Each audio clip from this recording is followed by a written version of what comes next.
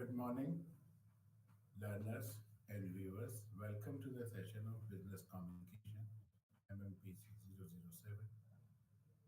Today, we will be discussing about Block 1 and 2, which comprises of Unit 4, 5, and 6. We will be starting with Unit 4, that is Forms of Communication at Workplace.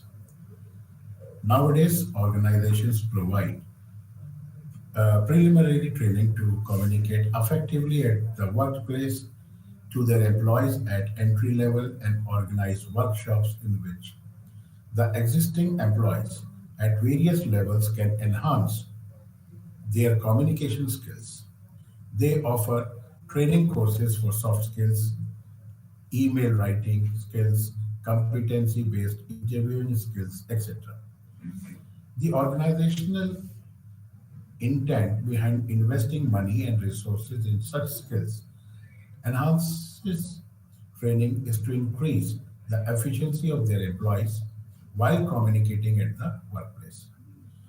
Faster and accurate communication with reduced probability of delays and minimized transfer of incorrect information at the workplace. Any delay or transfer of incorrect information would result in loss of production time that equals to loss of money for the company. Formal communication, we can call it as a official communication which is governed by specific communication channels, hierarchies, and organizational policies. Example of formal communication are emails, letters, application, minutes or recordings of a meeting, a video or teleconferencing for the business purpose, etc. The use of language, tone, pitch, and style of writing and speaking should display professionalism and should be accurate for effective communication.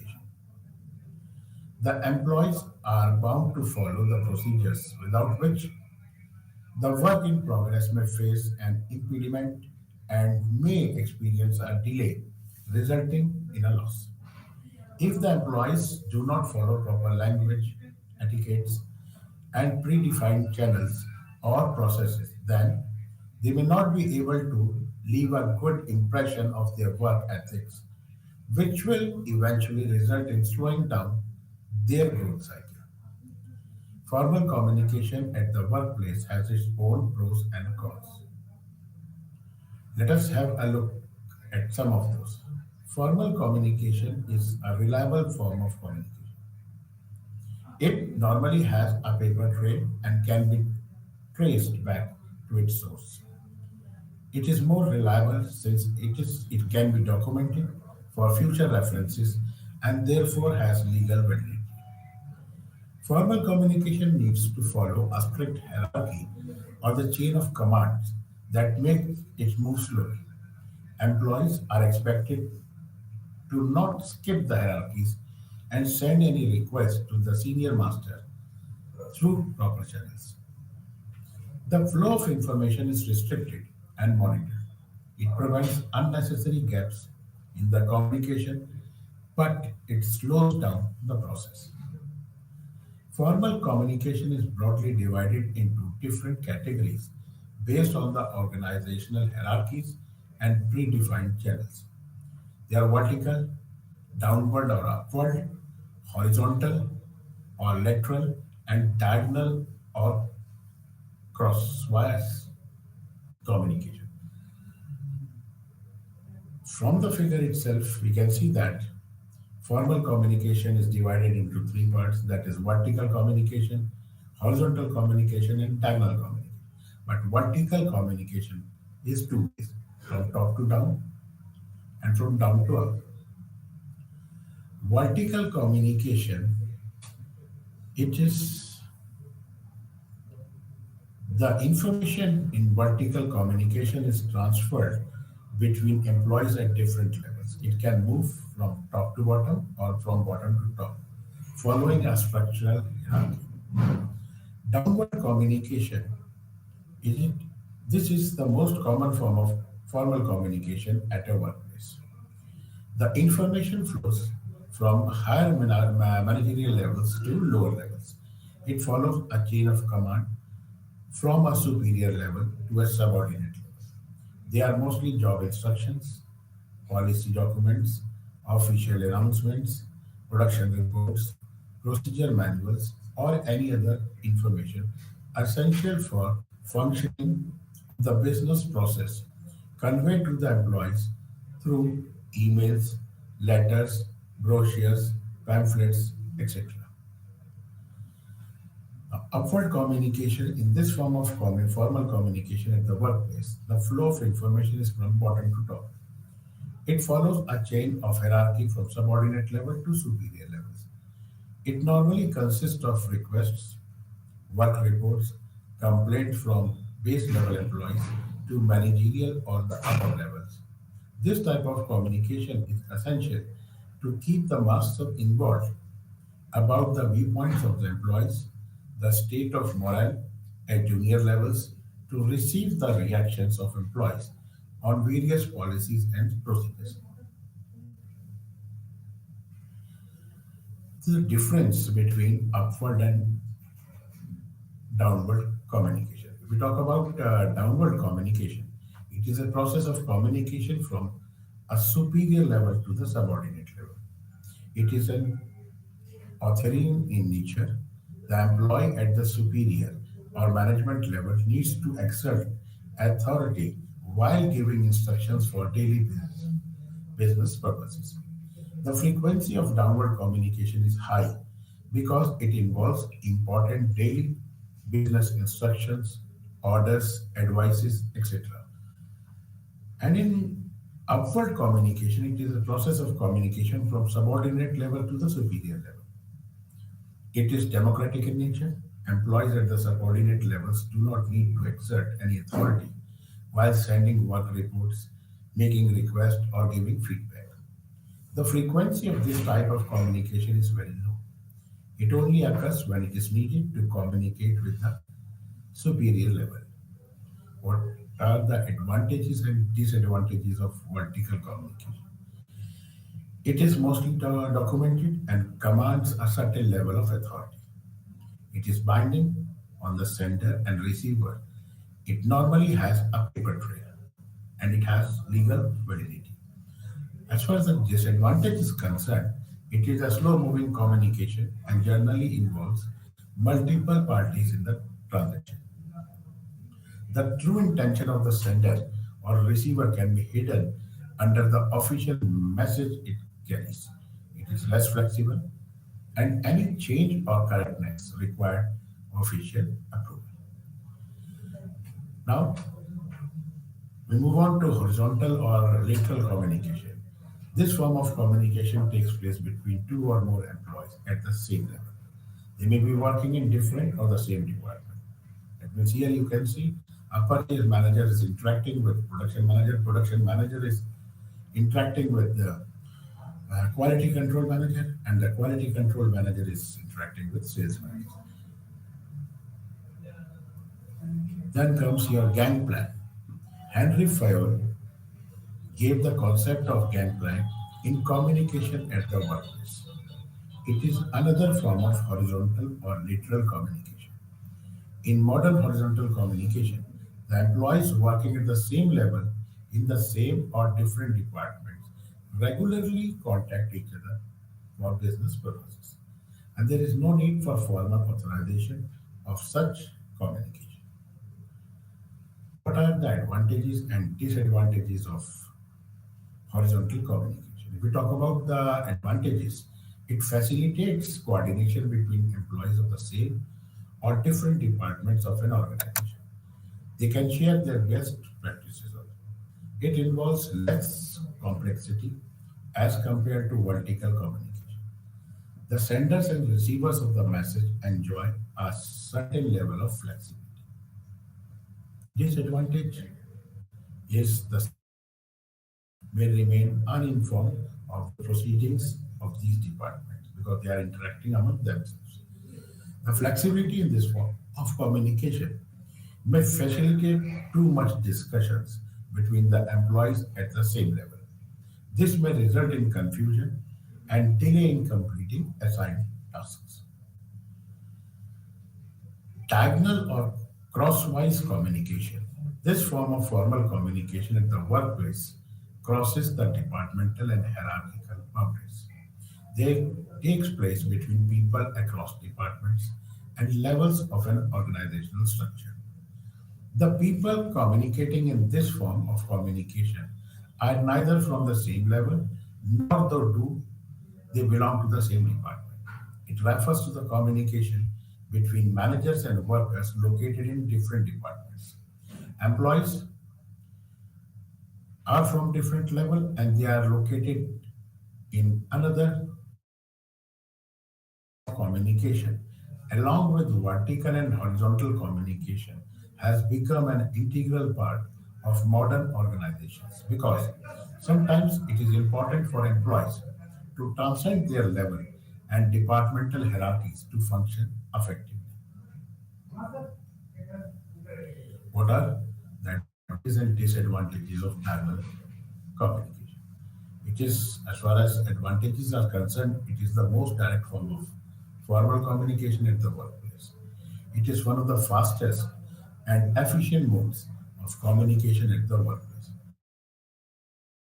It has disadvantages also. It affects the chain of command and breaks the established hierarchical structure in an organization. It can bypass the authority of the immediate supervisor, why, who may not have any idea about the actions of his or her subordinate and may be taken by complete surprise if such interactions create any confusions or crisis. Informal communication.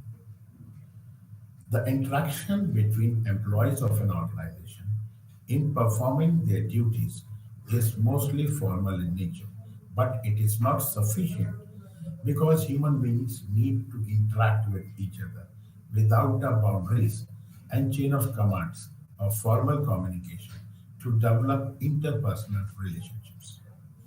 This form of communication is natural and hence people talk about various topics outside work.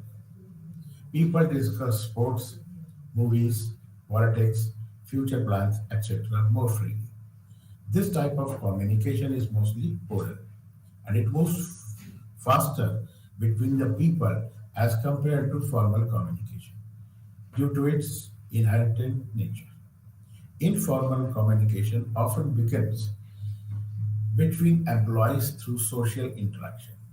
It may, in many cases, such type of communication at workplace is considered effective as it helps in team building activities and people can come together to work as a unit. This also has advantages and disadvantages. If we talk about the advantages, this is more flexible form of communication between the channel is multidirectional. Informal mode of communication at the workplace travels faster as compared to formal communication. As far as the disadvantages are concerned, it may cause misunderstanding and spread rumors. It is difficult to control the flow of information and it can popularize inaccurate data, distort facts, etc. What are the types of informal communication? Informal communication at workplace are mostly harmless gossips. The subject of this interaction at workplace may include information about sports, movies, entertainment, a person switching jobs, an employee getting married or divorced, etc. This type of communication is popularly classified with the term gossip. It is an essential characteristic of workplace communication in an organization. Information flows in all directions through grapevine.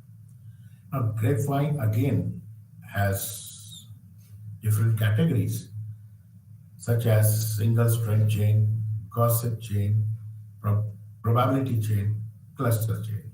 We will start with single strength chain. It involves the transfer of information from one member of a line or a group to another. For example, member A transfers some information to B, then B transfers this information to C, who transfers to D, and this moves in a particular similar fashion.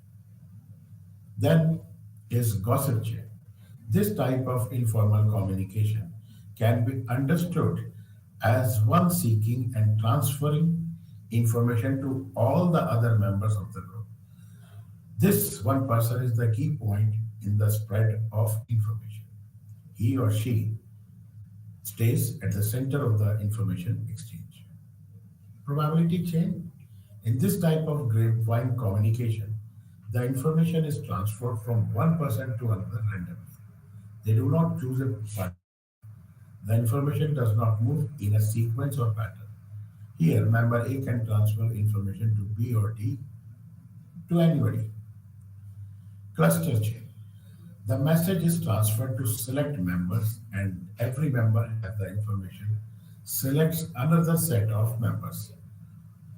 The information moves in the form of clusters of people communicating, transferring the message to new members. For example, person A transfers information to B and C. In this case, the person A is the sender of the message and B and C are the receivers. Then the new members take up the role of senders and transfer the information to new receivers.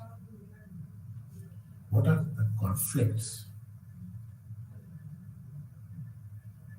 Resolution at workplace. The process of communication at workplace is not always cordial and about establishing good relationships. There are people from different families and educational backgrounds working together as a team in an organization. They have different types of personalities, exposures, and experiences of life. And hence, unfortunately, they may have a difference of opinion, which may result in conflict situations. These conflict situations may escalate and become very large, eventually disrupting the smooth functioning of business processes if not addressed at an early stage. They may use the following strategies in due process of conflict resolution. Number one, active listening. Active listening is one of the most important steps in becoming a good communicator. In a conflict situation, the mediator, the manager of the peer, must listen carefully to understand the issues properly. Both parties must be heard completely and patiently. The mediator must be patient and carefully listen to the argument of each side without any interruption. And this may lead to two possible benefits. Set goals. The mediator is responsible to set the goals of the meeting by motivating all the parties that they are here for resolution. There should be a willingness from all the parties involved to reach a common ground for a successful resolution of the conflict. They should listen to each other actively and brainstorm about the possible common ground. Stay professional. The conflict situation at workplace may arise because of personal differences between the two employees at the same or different level. The persons involving personal differences may heighten the emotional response and intensify the conflict situation. The parties involved in the process of conflict resolution should keep a check on the emotional responses and stay calm at all times. Stay neutral. This is one of the most important strategies for effective conflict resolution. A neutral mediator has high acceptance among the parties involved in a conflict situation. The mediator must listen to all the parties patiently, summarize the point of differences for all of them to display that he or she is not favoring one party or another. Fact check. It is very important to fact check during the process of conflict resolution. It is the responsibility of the mediator to verify the facts before reaching to a conclusion. It is important to cross check all the facts and listen to all the perspectives thoroughly. The mediator should allow every single party involved in the conflict situation to present their side of story in detail to get the relevant facts, to know the facts, what the truth is all about. Crisis communication. This type of communication at workplace deals with the protecting and defending the employees and, and company for any unforeseen situations. It deals with the threat which can cause the damage to the entire business at organizational and employees level. At the organizational level, crisis communication is required to deal with situations like a data security breach, product recall, bankruptcy situation, etc. An organization must have a robust communication plan and train employees properly in order to have an effective crisis communication in place. It will help the organizations to be prepared in case of financial disasters, natural calamities, personal injuries, etc. What are the benefits of effective communication at workplace? Effective communication at workplace can help establish strong interpersonal skills among the employees. They can deal with any misunderstanding clearly and work together as a team towards a common goal. It will aid in developing a healthy work culture where people trust each other. They have faith in the vision, mission, and goals of the company. It can provide a positive social environment. People perform better when they work, they develop social connections with their colleagues. They can keep each other motivated. Effective communication helps in building rapport between employees and the masters. Clear channel of communication can improve employee satisfaction because of the transparency and ease of communication. Communication is necessary to keep the instructions clear and comprehensible.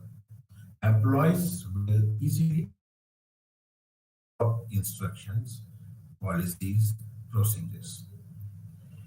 This will again improve employees' satisfaction. Effective communication can promote team spirit. The employees will not only work as a team but help each other to achieve their goals. It will help to solve conflict situation easily. It is not possible to avoid conflict situation where people come together for common cause. Now we move on to block two, that is related to oral communication at work. The basic form of oral communication of work is listening and reading skills. Listening and reading are two important components of any kind of communication. We often come at where people do not perform their duties well as they are not able to comprehend the instructions given to them. This shows that they have not listened to the instructions attentively. Therefore, it is important to understand the concept of listening and how one can develop effective listening habits. Effective listening is very important for the success of individuals and organizations both. Reading is another component of communication. In business organizations, reading is an important aspect. Involves reading the annual reports, manuals, policies, etc. on a daily basis. Reading skills are important at the workplace in terms of speed and selection. What is the meaning and importance of listening? Listening is a form of oral communication. It involves four distinct components, which from the whole concept of listening. These are hear, comprehend, retain, recall. Listening is a two-way process which involves the exchange of views, ideas, and emotions of the two parties involved. There is a difference between listening and hearing. Hearing is a part of listening, as mentioned above, but is considered to be a physical activity. So, when we talk about the components of listening, we have to include the comprehension part also. Since listening is a mental activity, comprehension plays an important role. The other two components, recall and retain, if aligned with the comprehension part, makes listening effective. Listening skills are important for business communication as it helps organizations in becoming more productive. Since listening is a natural process, it can only be inspired by increasing concentration and being conscious. Listening can be verbal and non-verbal. Verbal involves the speaking aspect, and non-verbal listening involves observation. What are the features of good listening? Reduces miscommunication, it increases the confidence, increases the productivity, and no doubt it saves time and cost.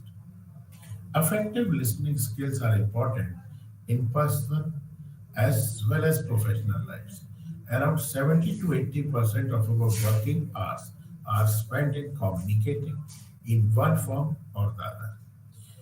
These are certain components of effective listening: concentration or focus, body language, language used, and avoid noise.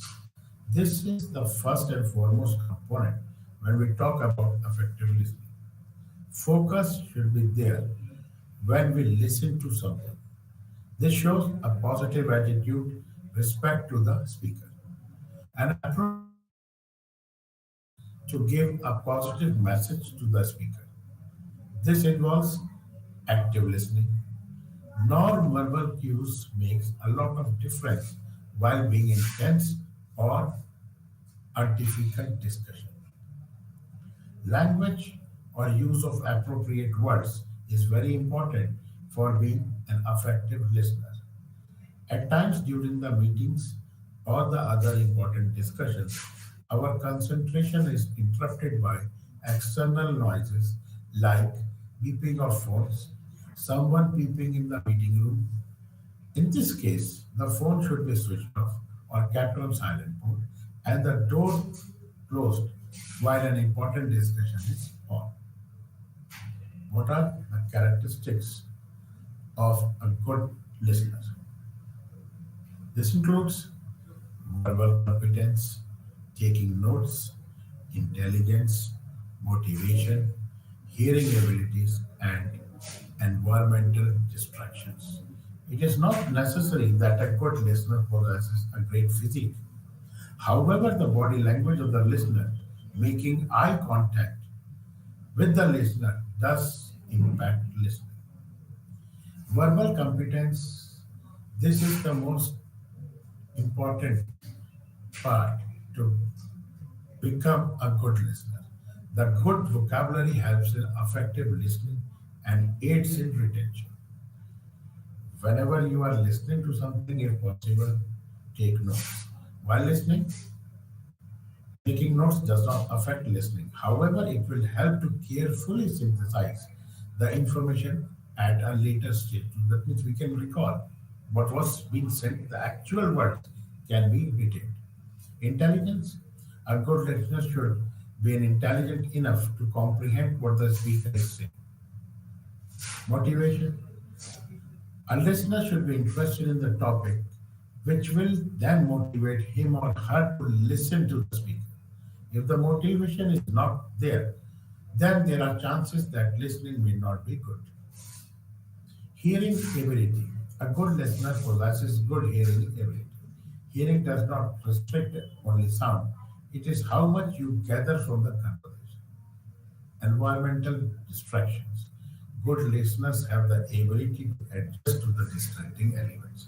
They do not get deterred from the external distractions. What are the processes of listening? Listening in itself is a whole process and involves different steps. There are six steps involved in listening process. That is identification, reception, comprehension or understanding, evaluation, retention, and response. We will discuss in short about all these six steps. Identification, this is the first step in the process of listening, which involves identifying the speech and sound.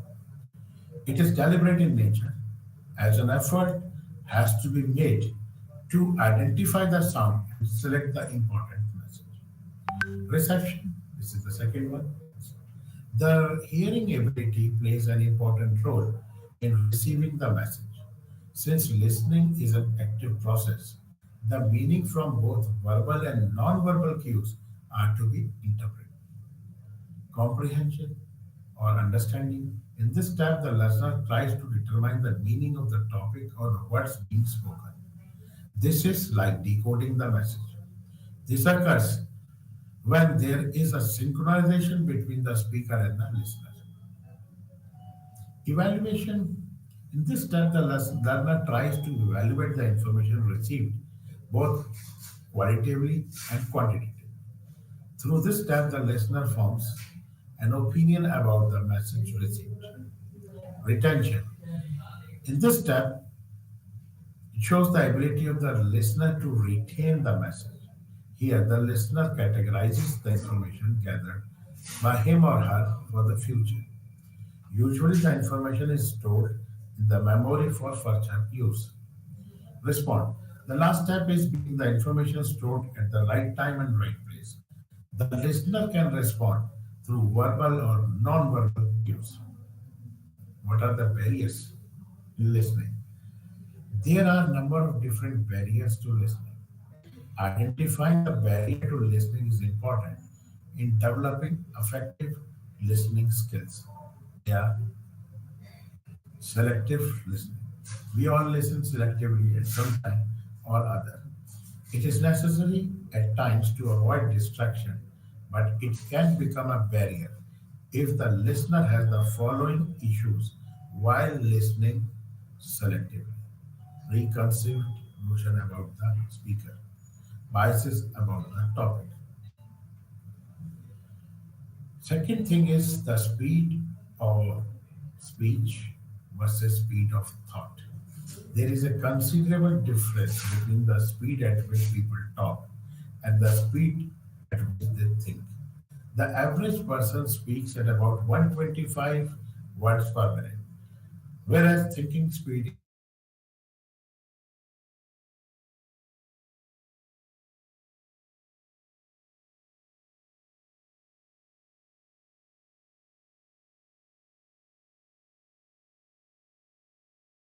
minute. And reach the conclusion before the speaker finishes his or her speech.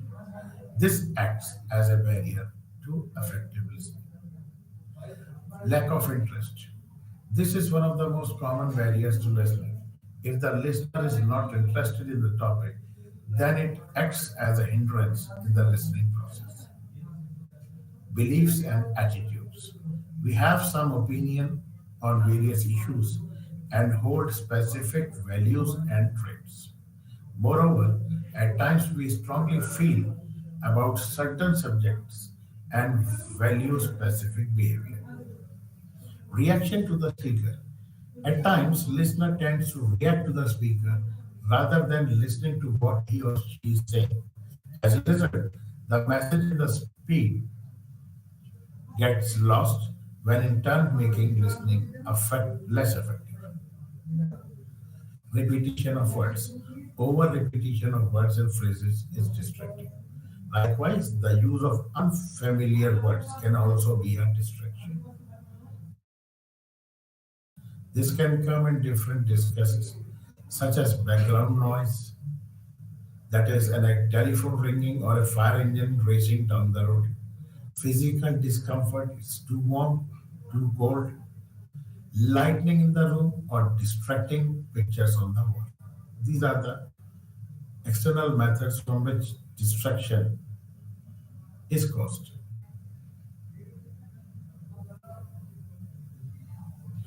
How to overcome barriers in listening. It is important to understand the ways of overcoming the barriers in listening. The following steps can be considered to reduce barriers to listening. Reduce prioritize listening over speaking. That means one should be a good listener. Practice reflecting instead of deflecting. Ask questions. Listen carefully before advising. To minimize distraction, ensure that you are physically facing the speaker and make frequent eye contact with them while they are speaking.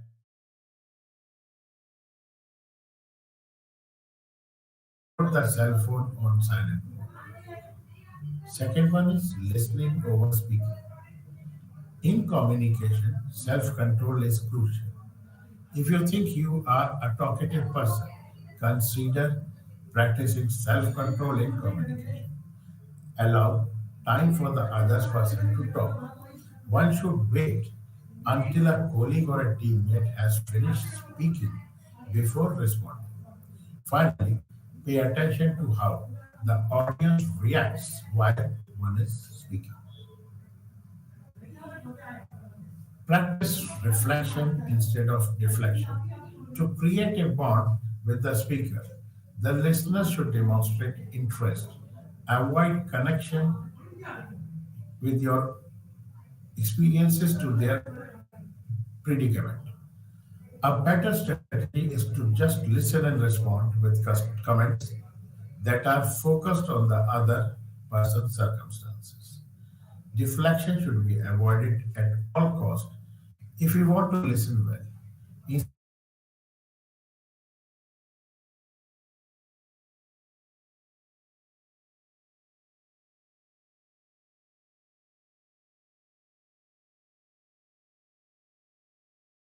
thoughtfully to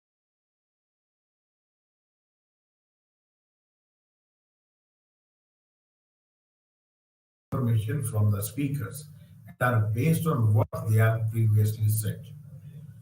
The finest queries are non judgmental and originate from anything spoken previously by the speaker. Listen fully before advising. When someone discusses a problem or worries with you, it might be tempting to provide advice, especially if you want to assist them address that difficulty. Wait to provide advice until the speaker clearly requests it. Reading. There are four main language skills, and these are listening, speaking, reading, and writing. Reading is a third language skill. It is the process where we look at the text, and these are converted into words, which are then formed into sentences, which gives them a meaning. Reading can be loud or silent. There are four components of reading. They are word recognition, comprehension, and frequency. Reading is an important receptive skill. All three components of the reading, that is word recognition, comprehension, and fluency, helps in developing the reading skills. Frequency helps in reading smoothly. For fluent reading, a lot of practice is required. Continuous reading helps in developing fluency.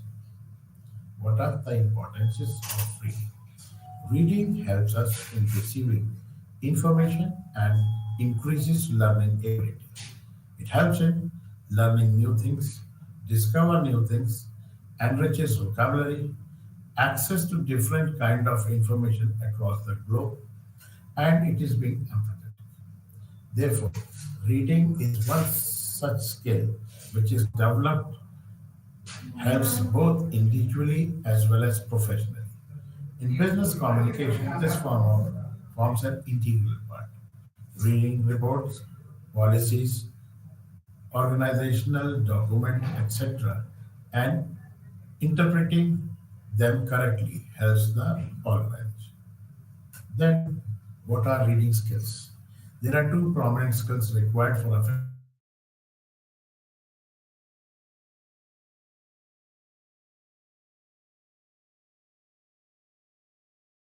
communication,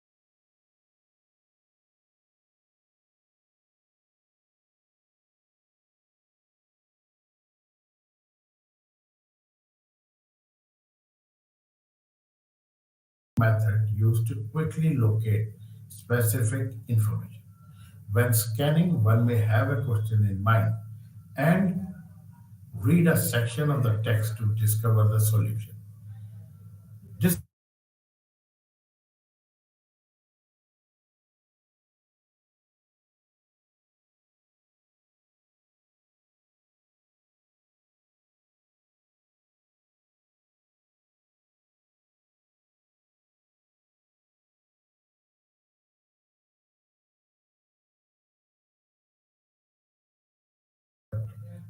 from a long selection.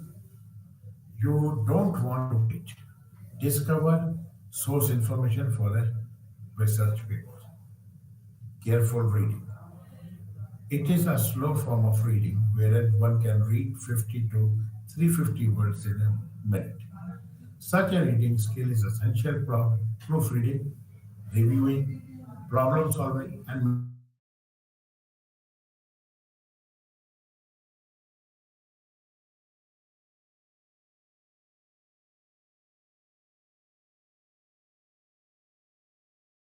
reading skills is essential when one is not supposed to memorize the text or is not burdened by the pressure of reading comprehension.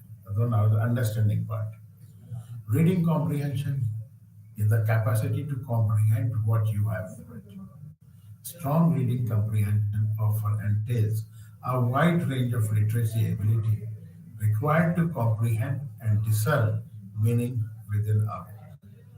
Several components of effective reading comprehension includes fluency, the capacity to decipher foreign terminology and the use of context cues from the reading to identify significant parts of a book.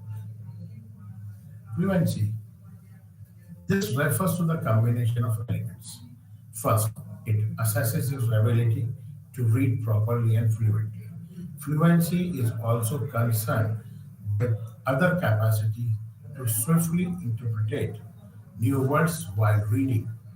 Fluency refers to how it feels to read, and it has a direct influence to your ability to grasp what you read. Expanding vocabulary. Knowing the meaning of different words and when to use them is a key component of being an effective reader. Increasing your vocabulary is a simple approach to enhance your reading skills. A vast vocabulary may assist you in selecting the appropriate term or phrase for the circumstances which can allow one to grasp different kind of text within their context. Decoding. It is a talent that requires you to identify the words one may have heard but have never seen them written. It is based on vocabulary knowledge or the capacity to hear individual sounds in words and relate them to alphabets. Making the link between an alphabet or a set of alphabets and the sounds they produce is an important step in decoding words. Inferences is an important aspect of reading comprehension. When one creates inferences, he or she relates information from text to his or her own thoughts and beliefs, which helps him to understand what he or she has read. Retention. Reading comprehension is generally concerned with memorizing what you read. The retention of knowledge is the foundation of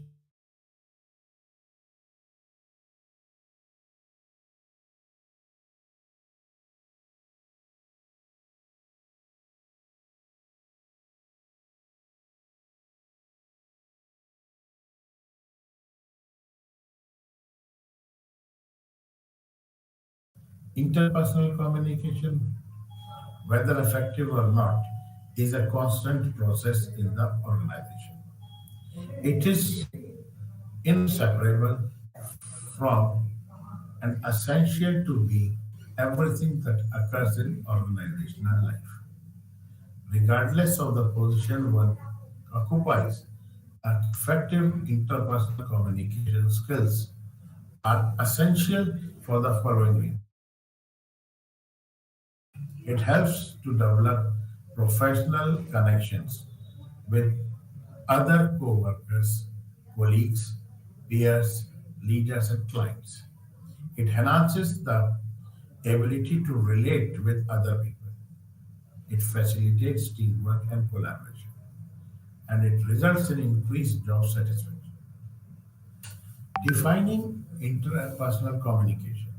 The term interpersonal refers to between persons or having personal relationship. Involves the following: information content, feelings related to the content, perception of both self and others, and response to the context in which the conversation is happening. It includes verbal and non-verbal forms of communication and can be synchronous or asynchronous. To understand the interpersonal communication process, it is important to understand a few models like the two-person relationship model, the communication in context model, and the strategic model. What are the significance of interpersonal communication? Interpersonal ability have a wide range of applications in the real world. They have a measurable effect on mental and physical well-being.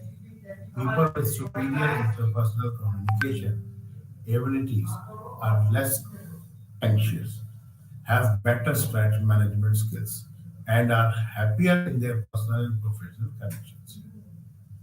Contrary to this, prolonged isolation and lack of interpersonal skills result in damages to the well-being of humans. Other than making relationship and health better, interpersonal communication skills are highly sought after by potential employers. What are the principles? There are four basic principles of interpersonal communication. They are inescapable, complicated, irreversible, and highly contextual. If we talk about inaccessible, whether you like it or not, it is impossible to avoid communicating. It is not, if not verbal, the humans send much more information non-verbally because there is no way to escape the communication process. Second one is complicated. To believe that communication is natural and easy is a myth. The process involves both verbal and non-verbal communication factors that lends to its interpretation. Owing it to complex nature, interpersonal communication is open to misinterpretation. When words are spoken, they cannot be taken back. That no matter how hard you explain what you meant or apologize, people may end up losing confidence in you. Therefore, communication is irreversible in nature, highly contextualized. The communication process does not happen in isolation. It operates in a psychological environment and a situational context. Hence, it is not in your control. It depends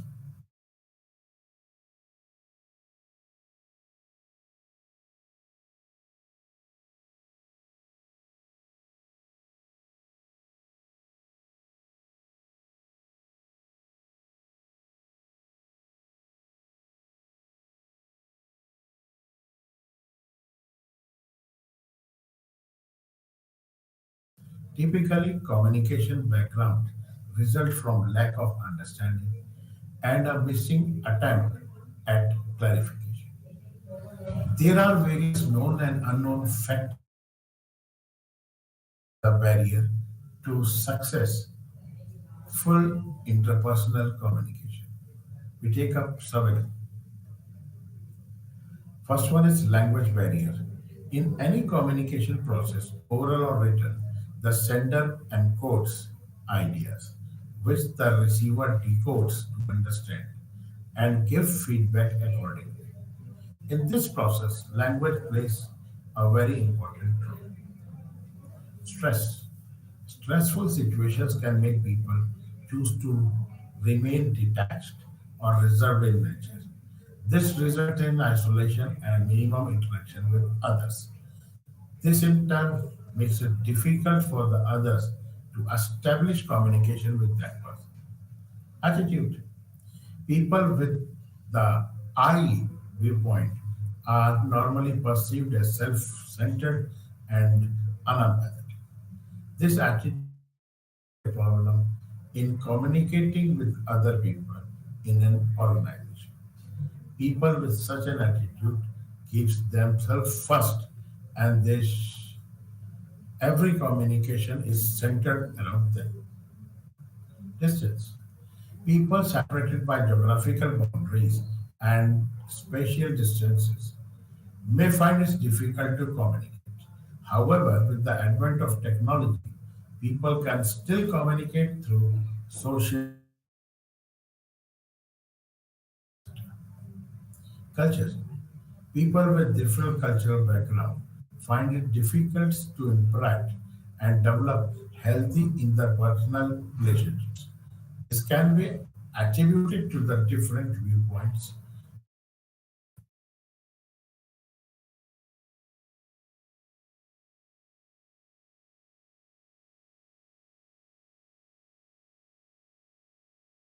and makes it difficult for people to change their conceived notion.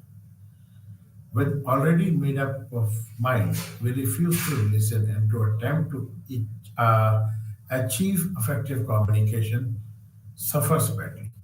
In other words, if one believes in a certain phenomenon, then convincing him or her otherwise will be a difficult task. Technology. Face to face interaction is still superior to technology based communication for developing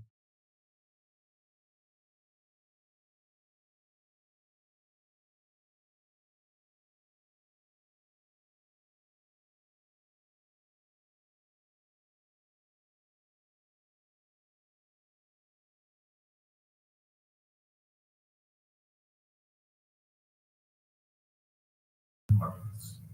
We have five models. First one is one-way model.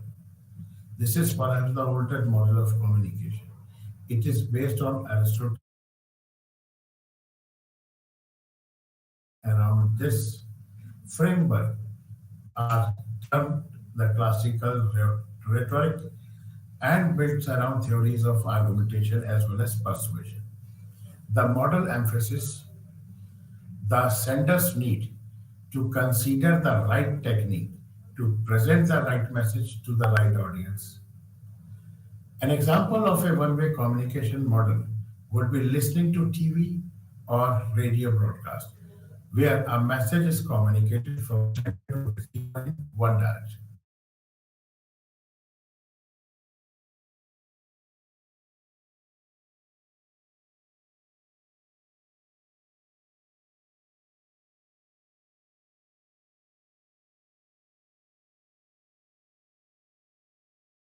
Composition and communication for both oral and written discourse with an emphasis on communication. Despite limitations, it serves as a useful diagnostic tool. The major strength of this tool is that it emphasizes the significance of the receiver. Second one is interaction model. This was given by Wilbur Sharon in year 1997 and builds upon the linear model of communication. Here you can see this message starts with a message delivered through channels and media with the possibility of noise into it. It is decoded. again moves. Combining the idea of several communication theorists, the interaction model was an upgradation of one-way model.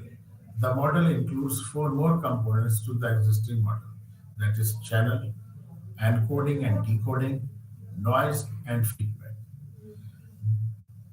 The figure presents the interaction model of the communication. The participants take turns as senders and receivers. They create meanings by sending and receiving messages in both physical and psychological settings. The approach rejects the communication as one way linear process and instead adds feedback, making communication more interactive and a two-way process. In this model, the channel represents the source through which the message is sent. It can be verbal and non-verbal. Media represents various tools such as letters, memos, mobile phones, televisions, and social media websites. Feedback includes a written loop by which the sender receives reaction. It answers various questions that occurs in the speaker's mind, like, is my audience happy with my speech? Are my customers satisfied with the product details I shared with them, etc.? These are the questions which may come. Now we move on to two-person relationship model. Although the interaction model was a major improvement over a one-way model, it has its own drawbacks. In terms of the communication process, the points these models were ignored. Communication process does not happen sequentially. That is, one step at a time is highlighted in prior communication models. In the process of communication, the participants act both as sender and receiver simultaneously. It excluded senders and receivers' perception of each other and themselves and the wider social and organizational settings in which the communication takes place. With this, we will be concluding today's session and we will be continuing further in our next session.